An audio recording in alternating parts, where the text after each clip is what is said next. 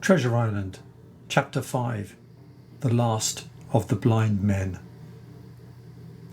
I watched my enemies arrive. There were 7 or 8 of them, running hard. The man with the lantern was some paces in front. 3 men ran together, hand in hand. Through the mist, I saw that the middle man was the blind beggar. The next moment I heard his voice. "Kick the door down," he cried. "It's open, sir." "Then go in." Most of the men entered the Admiral Benbow. The blind man and his 2 companions remained on the road. A few moments later, there was a cry of surprise. A voice was shouting from the house. "Bill's dead." "Some of you search him," shouted the blind beggar. "The rest of you go up and get the chest." I could hear their feet rattling up our old stairs. Then there were fresh shouts. The window of the captain's room opened with a slam. "Look in there." A man leaned out and called down to the blind beggar on the road below him. "Pew! They've been before us.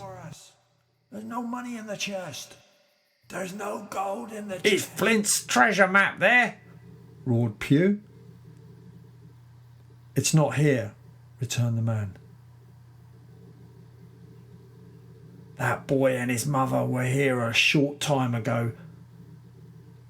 Find them, lads." The men ran through our house, throwing furniture over and kicking doors in. "They've gone," we heard one cry. Then we heard 2 blasts of the whistle. It was a signal, warning the attackers of approaching danger.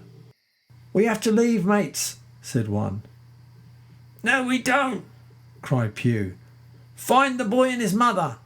They must be close by." The men remained standing in the road. Pew was furious. He picked up his stick and began striking them left and right. His men were trying to grab his stick when I heard the sound of horses galloping from the top of the hill. A pistol shot rang out. Pew's men turned at once and ran. They separated in every direction.